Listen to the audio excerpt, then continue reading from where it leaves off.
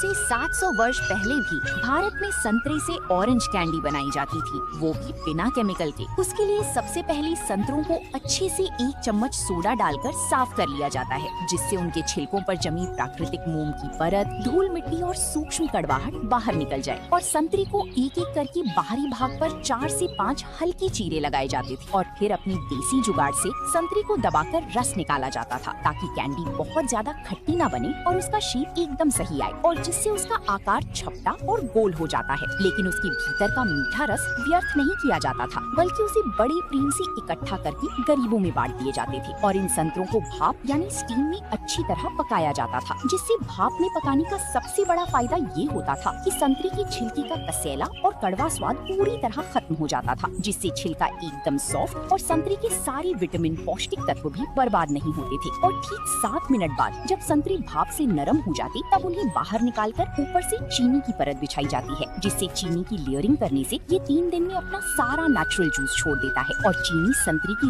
रेशे के अंदर तक समा जाती है और ये लंबे समय तक खराब नहीं होते हैं। अब इन्हें ढककर पूरे 3 दिनों के लिए छोड़ दिया जाता है। तब तक घाटियों में बादलों की चादर और रिमझिम फुहारों का आनंद लेते लेते कब 3 दिन गुजर जाते हैं, इसका एहसास ही नहीं होता। और जब हम इन्हें बाहर निकालते हैं तो ये अपनी ही मीठी सिरे में पूरी तरह डूब चुके होते हैं। फिर इन्हें तेज धूप में रखा जाता है, जब तक ये हल्की हल्की सिकुड़कर चमकदार और चबाने योग्य न हो जाएं। जब ये अच्छी तरह सूख जाते हैं, तब इन्हें बारीक चीनी के चूर्ण में लपेटा जाता है, जिससे इनके ऊपर एक हल्की कुरकुरी मिठास जम जाती है और संतरे का खट्टा मीठा स्वाद और भी गहरा हो जाए। और बस इसी प्रकार होती थी हमारी टेस्टी ऑरेंज कैंडी, जिसकी सबसे अनोखी बात ये है कि इसे केवल खाया ही नहीं जाता था, बल्कि पहाड़ों में लोग इसे गर्म चाय में डालकर भी पीते थे, जिससे ये विटामिन सी से भरपूर और गले की खराश के लिए भी बहुत फायदेमंद होता है।